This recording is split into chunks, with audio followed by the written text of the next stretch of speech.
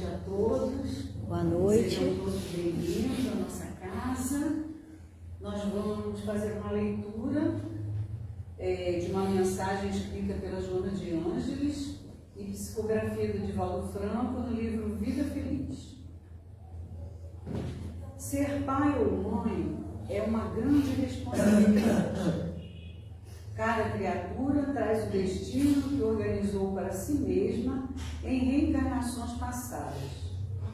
No entanto, ela nunca deixará de assimilar os exemplos vividos no lar pelos pais.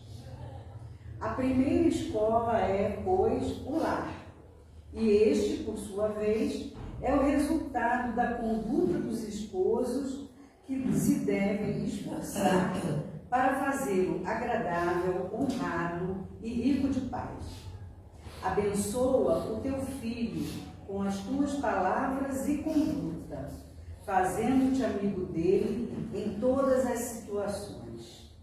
Os filhos, como todos nós, somos de Deus, e tu prestarás conta do empréstimo que te foi concedido para educar. Então vem um alerta da Joana de Ângeles na responsabilidade de nós pais, né?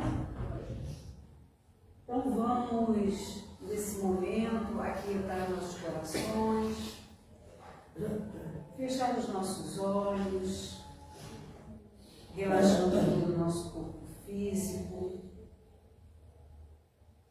e vamos colocar na nossa tela mental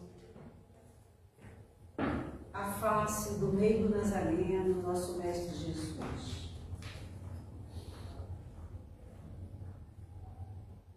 Deus, nosso Pai, de amor e bondade. Jesus, nosso amado Mestre. Nos encontramos nesta noite reunidos para falarmos um pouco mais da moral do Cristo, dos ensinamentos, enfim, ideias renovadoras, ideias de amor, de paz e de harmonia. Que possamos fazer um bom uso de todos esses ensinamentos, colocando no nosso dia a dia, na nossa casa, no nosso trabalho, a fim de nos harmonizarmos cada vez mais nesse mundo ainda tão atribulado. Te rogamos, Senhor, em especial, as boas intuições para o nosso companheiro Clóvis, que irá fazer o estudo desta noite. E assim, Senhor, colocando a nossa reunião sob a Tua direção, em Tuas mãos, pedimos a Tua permissão para iniciarmos mais uma reunião doutrinária em nossa casa. Que assim seja.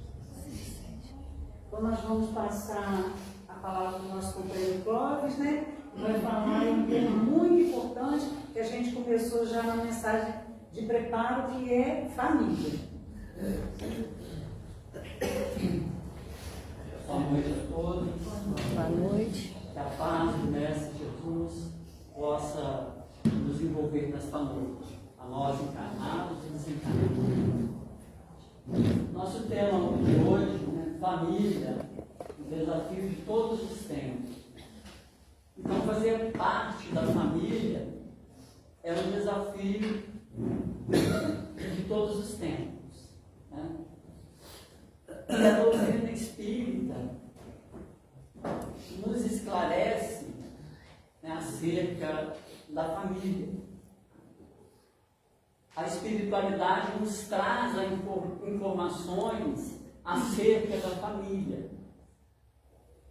Nós temos a família, né, tradicional, que está no desenho lá em cima, na imagem de cima, o esposo, a esposa, os filhos, os avós.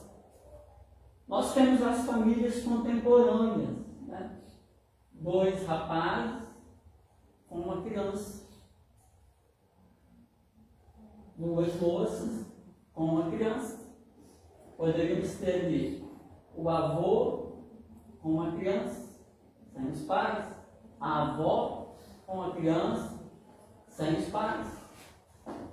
São as famílias de hoje, do planeta que está partindo de planeta de provas e expiações para um planeta de regeneração. Mas pode a doutrina aceita? Sim.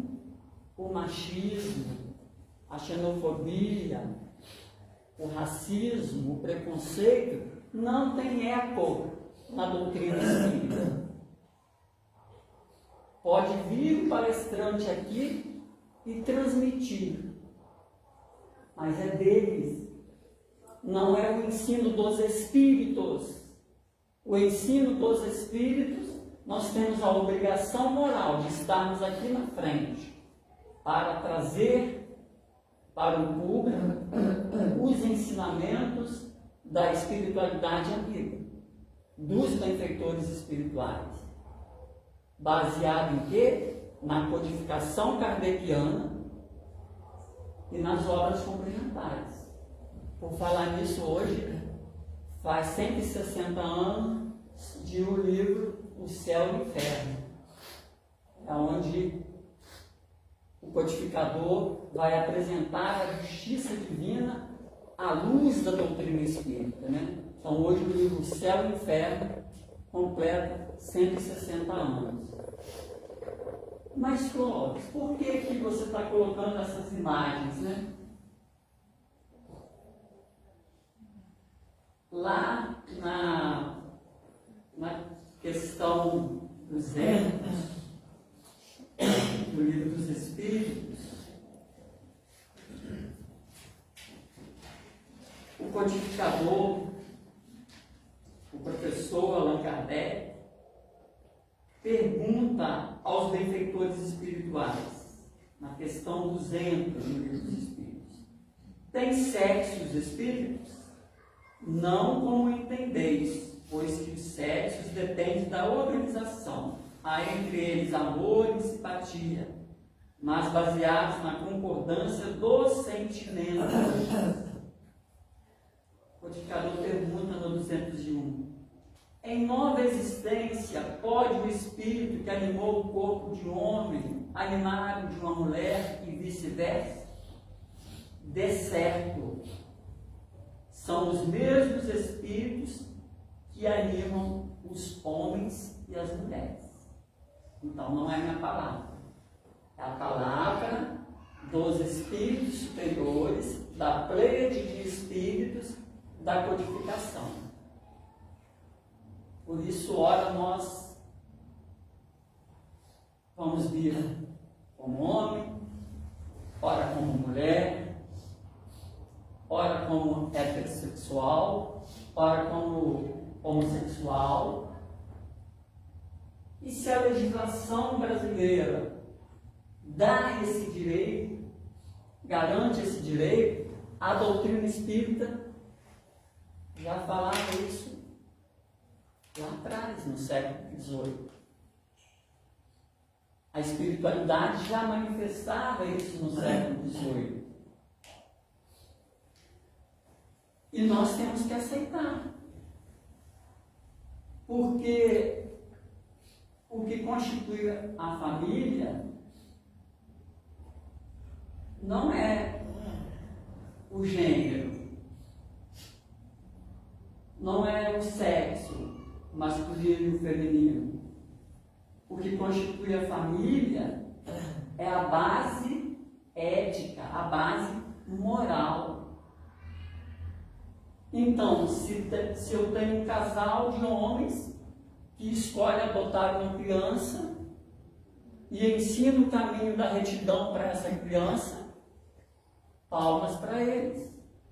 Se for um casal de mulheres, da mesma forma. É a nossa conduta moral. É a nossa conduta moral que vai estabelecer essa união. E se existe, se há, né?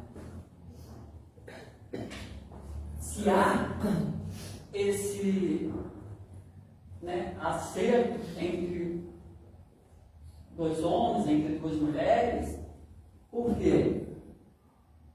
Porque há concordância do Criador, porque nada ocorre sem a permissão do Criador.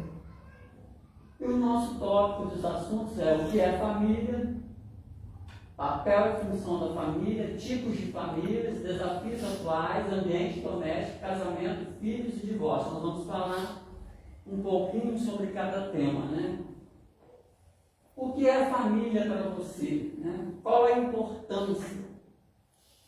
Então, eu posso ter como conceito de família a família que eu nasci, né? Do meu pai, da minha mãe, dos meus irmãos. Eu tenho esse conceito, mas eu tenho que respeitar as outras constituições familiares. Eu tenho que ter esse olhar que o Cristo teria com os vários tipos de famílias, né, da atualidade.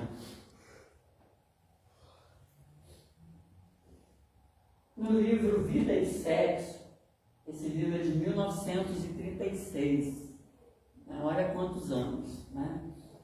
O benfeitor espiritual Emmanuel, através da psicografia de Chico Xavier, ele nos fala o que é família. Aí a fala do benfeitor é a fala da doutrina. De todas as associações existentes na Terra, excetuando naturalmente a humanidade, nenhuma talvez mais importante em sua função educadora e regenerativa quanto a família. Então, excetuando a humanidade, que é a nossa família, né, maior, a mais importante é a família. Qual a função da família? Do pai e da mãe, da família hétero, da família homo, é a função educadora. Quem tem a função de educar, e a benfeitora espiritual Joana de Ângeles falou na leitura, é a família. A escola ensina. A escola, os professores são responsáveis para nos trazer o saber acadêmico. A educação é função dos pais. E regenerativa. É na família que nós vamos regenerar. É na família que nós vamos fazer como fez o apóstolo Paulo, né? Sair do homem velho e revestir do homem novo.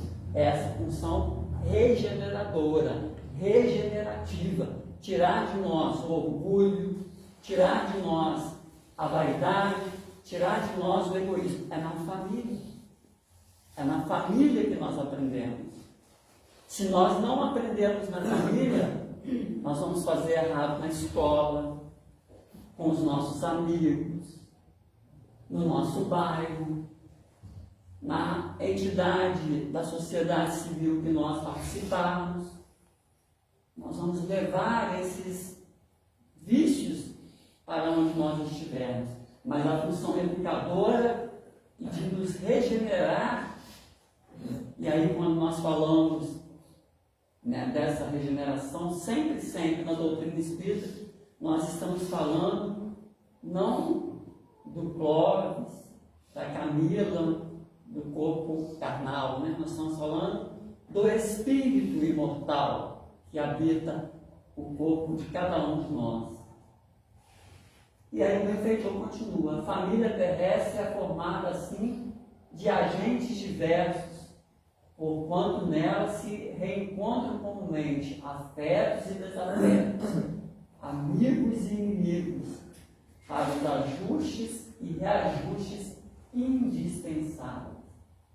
Então, se eu tenho um problema com meu pai, com meu irmão, é lá que eu tenho que estar. Para quê? Para fazer o reajuste com aquele que outrora, em existências pretéritas, eu causei o mal.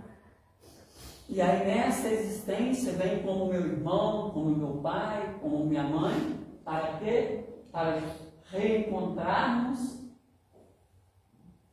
os desafetos.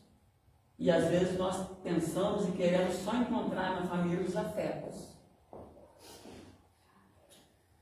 E aí a gente fala assim, não gosto daquele meu tio, né? Mas é daquele meu tio que eu não gosto que eu tenho que conviver. Porque o tio que eu tenho simpatia, que eu tenho afinidade, é o tio afeto.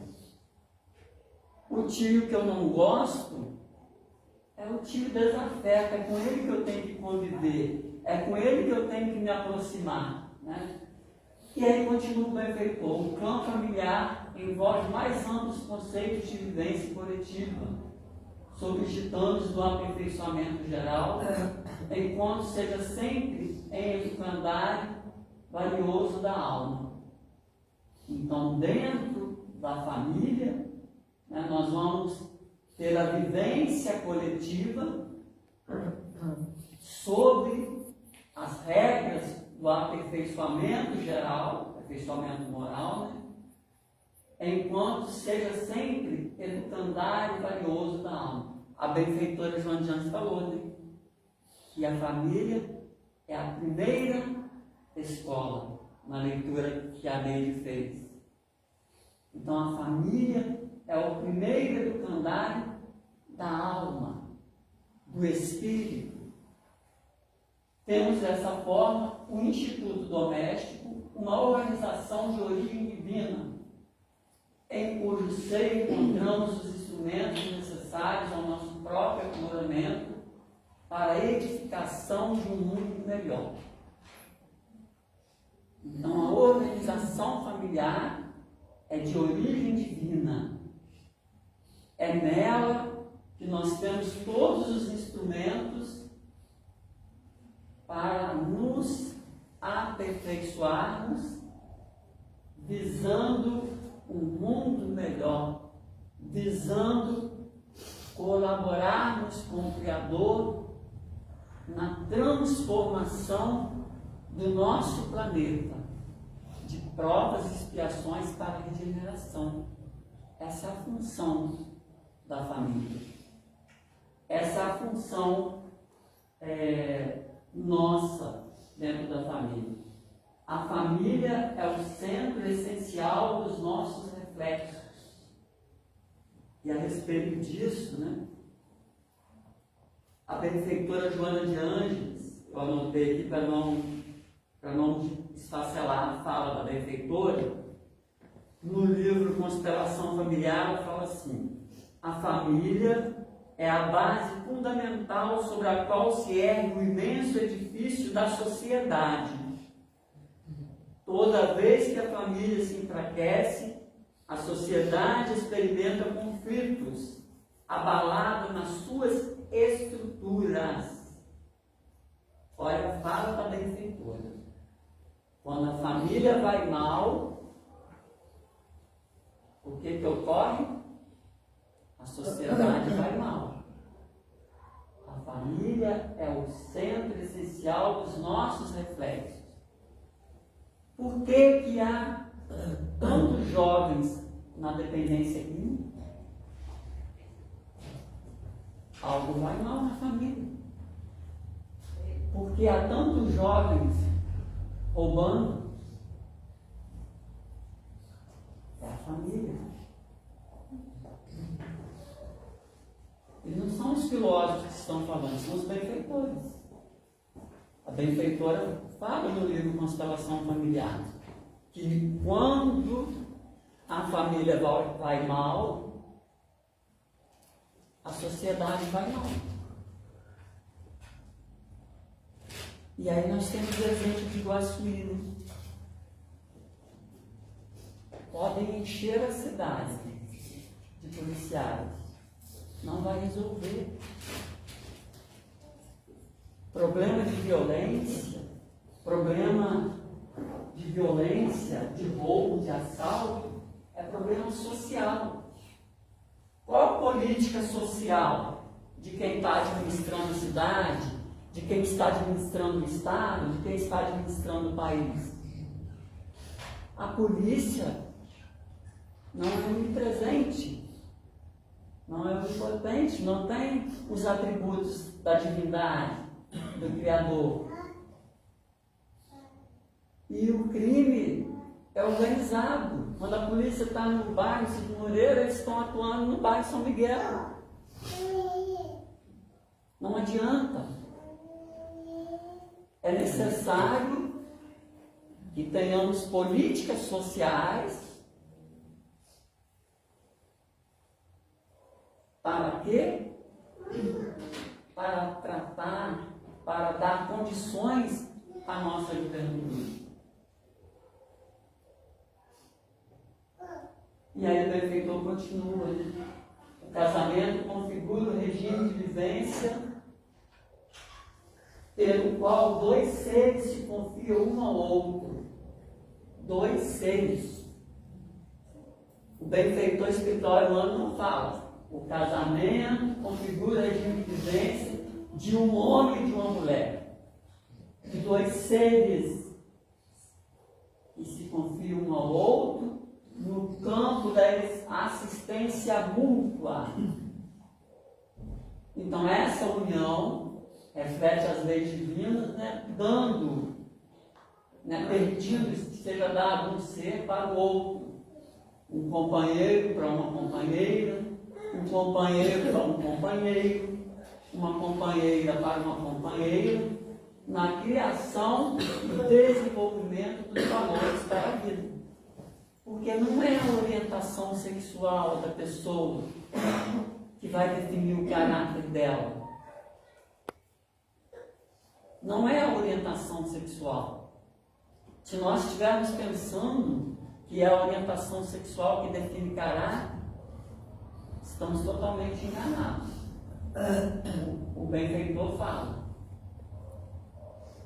na criação e desenvolvimento dos valores para a vida.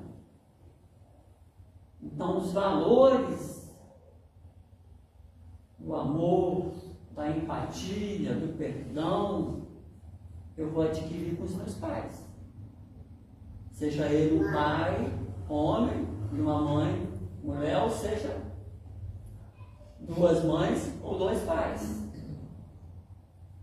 A doutrina espírita preconiza por meio dos benfeitores espirituais que não existe obrigatoriedade para que alguém suporte a contragosto, a truculência ou o peso de alguém, considerando-se que todo espírito é livre do pensamento para definir-se quanto às próprias resoluções. Que haja, porém, equilíbrio suficiente nos casais, fungidos pelo compromisso afetivo, para que não percam a oportunidade de construir a verdadeira libertação. Nas ligações terrenas, alegrias e provações, recebemos quase sempre no companheiro ou companheira da vida íntima os reflexos de nós próprios. Podem surgir colheitas de momentos anteriores a perturbar a relação. Então, quando alguém casa, tem que entender que não vão ser só flores, vão ter espinhos no caminho. Que não vai ter um caminho só de flores, terão pedras no caminho. Por quê? Porque vão surgir colheitas de momentos, de existências anteriores. E o que o benfeitor fala? Que através do compromisso afetivo, nós não percamos a oportunidade de construir a verdadeira libertação.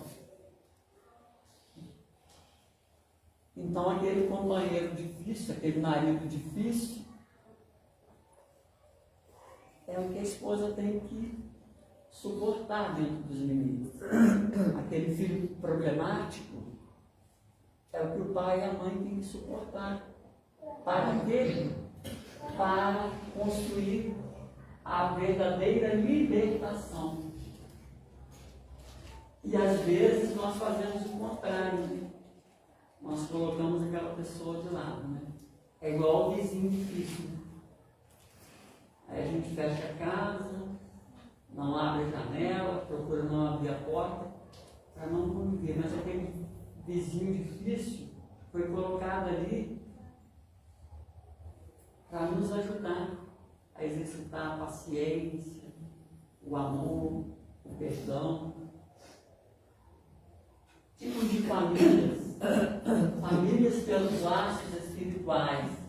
Não são os da consanguinidade, os verdadeiros laços de família, e sim os da simpatia e da comunhão de ideias, os quais creem nos espíritos antes, durante e depois de suas encarnações. Está lá no Evangelho segundo o Espiritismo. Está lá no trecho, no capítulo 4. Ninguém pode ver o reino de Deus se não nascer de novo. A reencarnação fortalece os itens, os laços de família, itens 18 e 19, dizendo que não são só os de sangue, né? Que são os verdadeiros laços de família. Temos que valorizar, logicamente, né? Os laços de sangue. Mas são os da simpatia e da comunhão de ideias, que vão prender os espíritos antes de nós virmos aqui encarnados e quando demandarmos novamente para o mundo espiritual. E esses laços, continuam lá no Evangelho, são duráveis e se fortalecem pela purificação e se perpetuam no mundo dos espíritos através das várias migrações da alma. Então, os laços espirituais, da simpatia, da comunhão de ideias, são os que são duráveis, vão se fortalecer durante as migrações da nossa alma. Ora aqui no planeta Terra, ora no mundo espiritual, ora aqui, ora na erreticidade. E continua no Evangelho: 2 seres nascidos de pais diferentes podem ser mais irmãos pelo Espírito do que se fossem pelo sangue. Não tem aquele amigo que é mais, que a gente considera mais do que o irmão de sangue? Tem aquele amigo que faz mais pela gente do que o irmão de sangue. Por quê? Estamos ligados a esse amigo pela simpatia, pela comunhão de ideias. E aí o benfeitor espiritual André Luiz fala, né, que nós somos o resultado dos nossos pensamentos e dos nossos atos, das nossas ações. E lá no Evangelho fala, né, que 2 seres nascidos de pais diferentes, né, podem ser mais irmãos pelo Espírito do que os de sangue. Então explica, né, a doutrina nos explica o que é essa afinidade, né? E temos as famílias pelos laços corporais, né?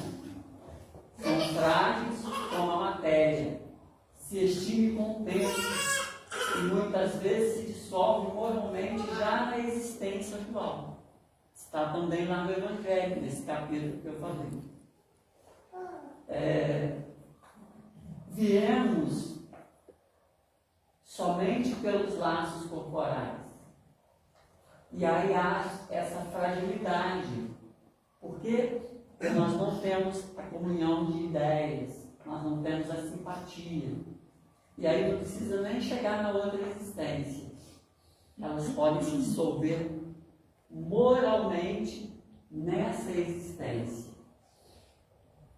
Então, quando a gente demandar no mundo espiritual, se a gente não encontrar um parente dessa encarnação, nós já sabemos por quê. Porque eram laços carnais apenas. Ah, mas por quê, né? Porque nós precisávamos, enquanto espíritos, para o nosso aprimoramento. E o desafio, né, de hoje, né, um dos tópicos da família, né, é ler no mundo atual com as leis do mundo espiritual. Então, nosso desafio quanto espíritos espíritas é ler o mundo atual com as leis do mundo espiritual. Existe uma inteligência suprema que coordena o universo. Não existe descontrole. Há seres descontrolados. Então não existe descontrole em nada. Temos espíritos, temos seres encarnados e desencarnados descontrolados, mas não há descontrole. O planeta está sob controle, sob a égide do Mestre Jesus, o Cristo da Terra.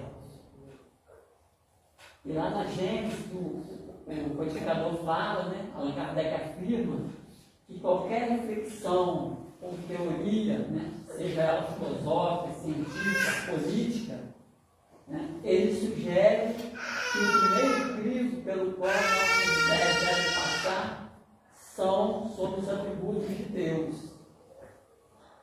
Imaterial, imutável, incorpóreo, soberanamente justo e bom, perfeito absolutamente, inteligência suprema, amor infinito. Então o codificador fala lá no Gênesis que qualquer reflexão que nós formos fazer, nós temos que passar essa reflexão pelos crivos das nossas ideias, sempre dentro desses atributos da divindade. Voltando lá no Evangelho, no capítulo 4, fala para nós que no espaço os espíritos formam grupos ou famílias entrelaçados pela afeição, pela simpatia e semelhança das inclinações. Se uns, então, outros não, nem por isso deixam de estar unidos pelo pensamento. Os que se conservam livres velam pelos que se acham cativeiro, após cada existência, como tem avançado um passo na senda do aperfeiçoamento. Então, o que o Evangelho está nos dizendo aí, né? Sobre a reencarnação, um dos pilares da doutrina espírita, né? Um dos princípios da doutrina espírita, a lei de reencarnação. Essa lei, ela fortalece os laços de família. E o Evangelho, lá no capítulo 4, nos fala que no espaço os espíritos formam grupos, né, entrelaçados pela afeição, pela simpatia, pelas ideias, né, uns com os outros, unidos pelo pensamento. Os que se conservam livres, ou seja, os que já estão no mundo espiritual, né, velam pelos que se acham em cativeiro. Cativeiro é na carne, né? Então, às vezes, nós estamos passando por um momento difícil, mas aquele, fora o nosso anjo guardião, fora os benfeitores amigos, nós temos lá na outra dimensão aquele parente que está velando por nós, né? E após cada existência, nós vamos avançando na senda do aperfeiçoamento. Nós vamos nos aperfeiçoando moralmente. E aí, a 3, né? O terceiro desafio, o amor real é entre as almas. Aí nós voltamos lá na questão dos centros, né? Do livro dos Espíritos. Tem sexo no Espírito? Não como entendeis, pois que o sexo depende de organização. Quando errante, os que preferem o espírito encarnar no corpo de homem e mulher, isso pouco importa. O que guia na escolha são as provas que há de passar. Então, ou seja, numa próxima encarnação, no meu processo de programação reencarnatória, quando errante, quando lá na erraticidade, não errante de errar, né? Errante de espírito que está no mundo espiritual, que é essa essa fase, né, de desencarne e o mundo espiritual e de retorno, a doutrina fala que nós estamos na erraticidade, né? Então, o espírito errante está na erraticidade, está no mundo espiritual, não é que está errando. E a espiritualidade fala lá no 202, né? Que o espírito prefere. Por isso que o que define caráter não é a orientação sexual. O espírito veio num corpo masculino, mas ele tem as tendências, ele tem os desejos do corpo feminino. Está lá no livro dos Espíritos. Isso pouco importa para a espiritualidade. O que guia na escolha são as provas. As provas. As provas que nós vamos passar, as expiações que nós vamos passar. Se nós passarmos por ela, não importa se nessa encarnação o espírito veio homem ou mulher.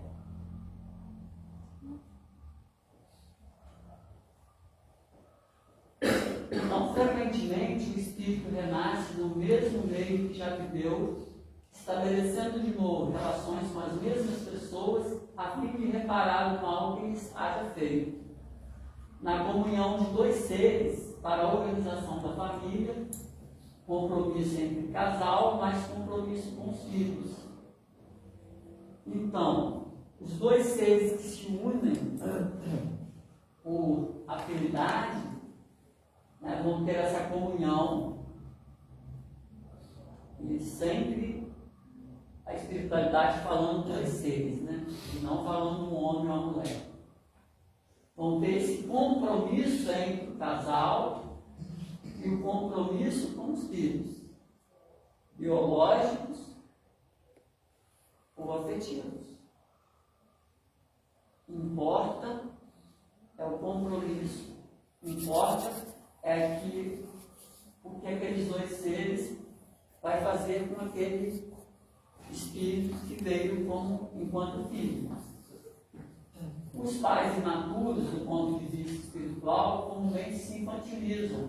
O tempo exato do trabalho mais grave que lhes compete no setor educativo, ao invés de guiar os pequeninos com segurança para o êxito do seu novo desenvolvimento no estágio da reencarnação, embaraçam os problemas, ora tratando as crianças como se fosse adulto, ora tratando os adultos como se fossem crianças.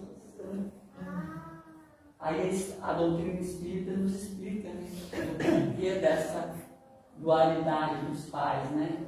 Porque eles são imaturos do ponto de vista espiritual, em virtude de quê? Dos enigmas emocionais do passado, de outras existências, que vão trazer um desequilíbrio nesta existência. Então, muitas vezes, o trauma, o conflito que jaz dentro de nós não é fruto só dessa existência. Ele gera na existência anterior. Então, são os enigmas emocionais do passado que causam esse desequilíbrio. E aí, na psicanálise, na psicoterapia, né? A Mara está aqui, a Mara é psicanalista, eu sou psicoterapeuta, nós atendemos, e aí em determinados momentos nós fazemos a hipnose. A Mara não gosta de fazer a hipnose.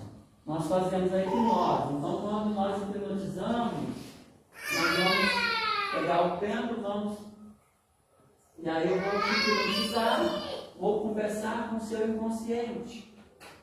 Porque conscientemente, eu conversando com você, no divã, você não vai me contar. E aí, para que essa sessão não se estenda 2, 3 anos, eu vou fazer hipnose, vou conversar com o seu inconsciente. que na doutrina espírita é o nosso perispírito, aonde estão as nossas emoções, aonde estão as nossas vitórias, as nossas derrotas. E aí eu vou conversar e eu vou falar. Você não vai ter medo de altura, você não vai ter medo de altura, você não vai ter medo de altura. E aí depois de você vai voltar, 1, 2, 3. Aí você vai voltar. Conversei com o seu perispírito. Vai ficar mais fácil de você trabalhar o seu trauma. São esses enigmas emocionais do passado. Que é a psicanálise, que é a psicoterapia, que trabalha o homem no seu aspecto físico, mental, emocional e espiritual, que independe de crença, de credo religioso, vai trazer esses enigmas emocionais do passado. Nós não temos medo de altura por um acaso. Então,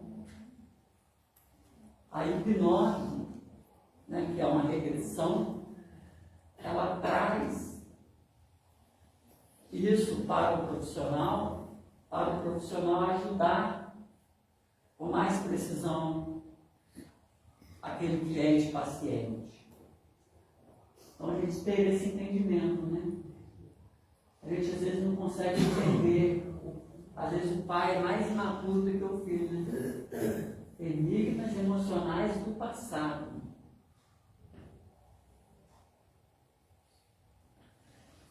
O casamento. Casamento, a união permanente de dois seres, implica o regime de vivência pelo qual duas criaturas se confiam uma à outra no campo da assistência mútua. Essa união reflete as leis divinas, que permitem que seja dado um esposo para uma esposa, um companheiro para uma companheira, um coração para outro coração, na criação e desenvolvimento de valores para a vida. Quando as obrigações mútuas não são respeitadas no ajuste, costumam gerar dolorosas repercussões na consciência, estabelecendo problemas kármicos de solução, por vezes muito difícil, porquanto ninguém fere alguém sem ferir a si mesmo. Não existe no mundo conjugações afetivas, sejam elas quais forem, sem razões nos princípios kármicos. Então,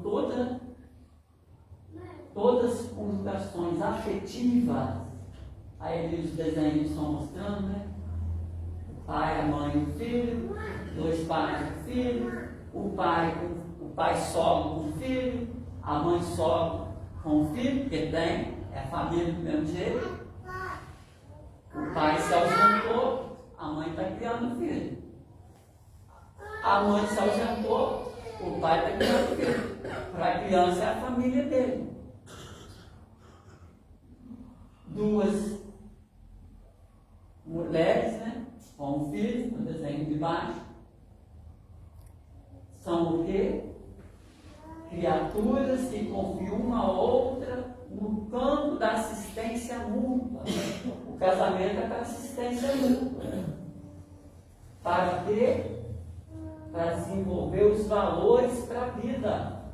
A benfeitora falou na lição. A família é a primeira escola.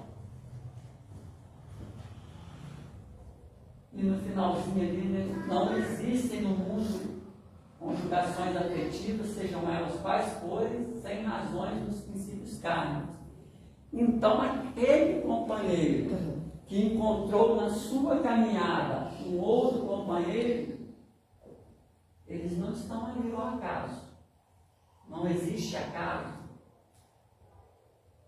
Doutor Eduardo encontrou a doutora Débora. Não foi ao acaso. A Camila encontrou o Cristiano. Não foi ao acaso. O Cristiano morava onde? Florianópolis. Não foi ao acaso. Para quê? Para confiar um ao outro, assistência mútua, para desenvolver os valores para a vida. Para você, para o esposo, para os filhos. Não existe acaso.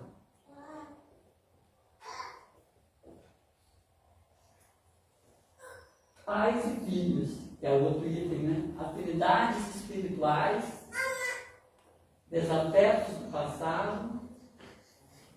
Então, pais e filhos que têm afinidades espirituais, são compreensíveis, são empáticos, são tolerantes. Pais e filhos que são desafetos do passado. Filhos rebeldes, ingratos, problemáticos. Aí tem um desenho, né? Os de afinidade, um sol, né? Os desafetos, uma tempestade. E aí o padre Marcelo Rossi não fala, né? Que depois da tempestade vem a bonança, né? Depois das noites traiçoeiras, o sol brilha. Então, após anos de meditações e preces, o Espírito se aproveita de um corpo na família daquele a quem detestou. Qual será o procedimento na família escolhida? Dependerá da sua maior ou menor persistência nas boas resoluções que tomou, no livre-arbítrio. Não escorraceis, pois, a criancinha que repete sua mãe, nem que vos paga com a ingratidão. Não foi o acaso que fez assim. Então é importante que a gente tenha a leitura do mundo atual. Nós vimos lá atrás, no slide, com os valores espirituais.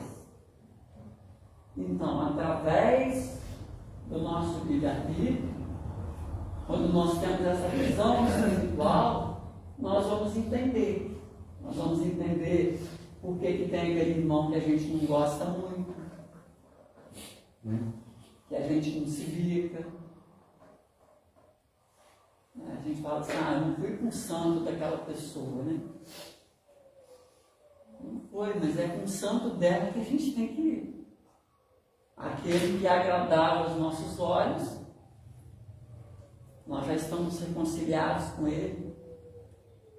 Reconcilia com teu adversário enquanto estás a caminho, fala o Mestre Jesus, enquanto estamos aqui na terra.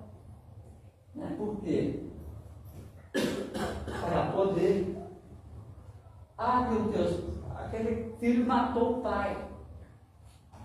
Sim, mas aquele filho que matou o pai, ele vai ter o perdão divino. Ele vai se purificar nas diversas existências. O Mestre Jesus disse, né? Que nenhuma das ovelhas se perderão. Se nenhuma das ovelhas se perderão, todos serão salvos. Todos. Talvez aquele que passou na rua e roubou meu celular, no dia a dia, segue mais os ensinamentos do Cristo do que eu. Talvez aquele que não tenha religião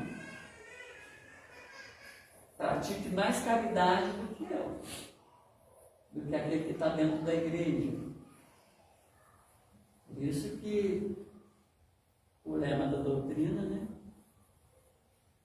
Não é fora do centro não há salvação. É fora da caridade não há salvação.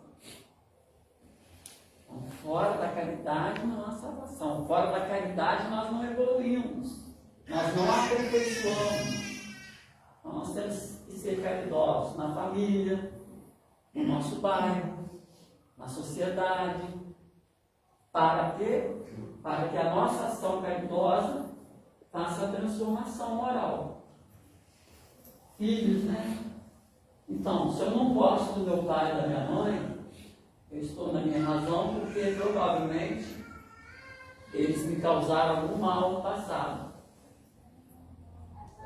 Então a gente sempre julga, né, o filho que tem ali um problema com a mãe, né, ou com o pai. necessariamente, talvez não seja 100% da existência pretérita. Ah, mas os espíritos falam que tudo é da existência anterior. Não, pode ser desta, na gestação. Na gestação. Porque quando o espírito ali se liga ao feto, a espiritualidade nos diz que ele já está tendo a sintonia com os pais. Aí os pais brigam, aí a mãe, não queria ficar grávida. Aí nasce a criança traumatizada, a criança problemática. E pode ser também resistências pretéritas, né? Então, os filhos não pertencem aos pais de igual modo, os pais não pertencem aos filhos. Entre pais e filhos há uma fronteira de apreço recíproco que não se pode ultrapassar em nome do amor, sem que o egoísmo apareça. Justo que os pais não interfiram no futuro dos filhos, tanto quanto justo que os filhos não interfiram. A agressividade filial, a autoridade dos pais, né? Então, quando o filho é agressivo, cabe ao pai buscar o quê? Ter essa autoridade para quê? Para ajudar o filho. Então, justos que o pai não... Porque tem pais que querem interferir, inclusive, da vida dos filhos, né? O pai tem que guiar, tem que dar a direção, mas o filho tem que caminhar com as próprias pernas. Por quê? Para que lá na frente o pai não fale assim, não sei porque meu filho está no mundo das drogas, não sei porque meu filho não gosta de estudar, mas enquanto criança eu fiz o meu filho ter o gosto pela leitura, eu lia, contava historinhas para o meu filho, ou era o pai que queria ter só autoridade sobre o filho, né? Então são questões para refletirmos. Divórcio. O divórcio é lei humana, que tem por objeto separar legalmente o que já de fato está separado, não é contrário à lei de Deus. Partindo do princípio de que não existem uniões conjugais ao acaso, o divórcio a rigor não deve ser facilitado entre as criaturas. É aí nos laços matrimoniais que se operam burelamentos e reconciliações endereçados à precisa sublimação da alma. O divórcio é preferido quando há riscos de aumentar os débitos, suicídios, homicídios, etc. A sabedoria divina jamais impõe rotina de violência. Daí o livre-arbítrio da vítima em poder interromper ou adiar o compromisso assumido, aplicado nos casos em que não se levou em conta a lei divina. Casamento por atração física, por interesses materiais. Então, quando é por afinidade, tem que se fazer um esforço, para tolerar aquele companheiro, aquela companheira, porque não existe o acaso, mas quando é algo de interesse material, automaticamente, na convivência diária, o relacionamento vai se dissipar. Então, a doutrina espírita é contra? Não. Mas sabendo nós, que daí o livre-arbítrio da vítima em poder interromper, adiar o compromisso. Nós vamos interromper, adiar o compromisso com o companheiro. Na outra existência, eis que o companheiro pode vir de novo. Então a doutrina espírita deixa no livre-arbítrio não há condenação na doutrina espírita, mas a gente sempre fazer essa reflexão, que não existe o acaso em nada, e que aquele ser em que eu me uni, eu tenho compromisso com ele. Se eu não aguentei, eu vou estar interrompendo, adiando o compromisso que eu assumi. O casamento, né, preconizado pela doutrina espírita, a questão 695 do Livro dos Espíritos, será contrária à lei da natureza do casamento, isto é, a união permanente de dois seres? A espiritualidade fala, né, é um progresso na marcha da humanidade. Então, o casamento, veja que lá no Livro dos Espíritos já estavam dois seres, né?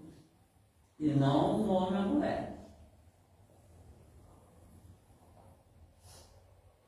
Então, o casamento é um progresso. Por quê? Porque é a primeira escola, é o local onde nós vamos adquirir os valores para a nossa caminhada na sociedade. Questão 697. Está na lei da natureza ou somente na lei humana? O casamento ser desfeito, né? É uma lei muito contrária da natureza, mas os homens podem modificar suas leis. Só as da natureza são imutáveis. Então a lei do homem nós podemos modificar, a divina não. Por isso que em muitos casos vai se separar, mas poderá voltar numa outra existência se naquele período da separação não tiver cumprido o ajustamento que tem que ser cumprido. Então, na visão espírita, o casamento é considerado imutável. Não é considerado imutável, mas sim um contrato de parceria que visa a evolução espiritual do casal. O foco não está na imutabilidade da união perante as leis, mas na lei divina do amor, que pode ser mais forte do que qualquer contrato legal. A separação, embora não seja ideal, pode ser uma forma de evoluir, se for feita com discernimento e responsabilidade. Então, se não der mais, né, pode separar. Vai participar de tudo na casa espírita da mesma forma. Não vai ser retirado, como acontece em outras doutrinas. Aí nós não estamos fazendo crítica às outras doutrinas, nós estamos fazendo uma constatação, né? Assim como a orientação sexual. Para estar aqui como palestrante, como dirigente, como monitor de grupo, não se olha a orientação sexual. Se olha a conduta e se o indivíduo está cumprindo o que fala a codificação e as obras complementares. Então, a família é o centro de cooperação mútua. É a escola de almas, né? É o ponto de reencontro. Então, que a gente possa refletir, né, nessa cooperação mútua, nessa escola de almas, nesse ponto de reencontro. Que a gente possa aproveitar essa oportunidade que Deus nos concedeu para estarmos em família, para nos melhorarmos enquanto espíritos imortais, para ajudar os nossos familiares a se melhorarem e para ajudar o Criador na evolução do nosso planeta, porque o planeta só está ruim porque nós não buscamos a nossa melhoria. Quando nós buscarmos, nós vamos estar ajudando o Criador nesse processo, né, de transformação do nosso planeta. Então era essa minha fala, né, nessa noite sobre a família. Ela foi tirada do Livro dos Espíritos, do Evangelho segundo o Espiritismo, da Gênesis, do livro Vida e Sexo, e do livro Evolução em Dois Mundos, né? Que a gente possa fazer essa reflexão, né, sobre a família, que os benfeitores amigos, né, possam continuar nos abençoando, que o Mestre Jesus possa, né, também nos trazer a sua paz e que possamos voltar para os nossos lares e sermos, como o apóstolo Paulo, né, o homem novo na nossa família.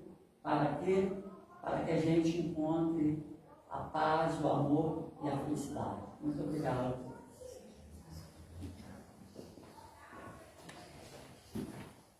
Nós agradecemos nosso companheiro Clóvis, né, pelas reflexões sobre a família.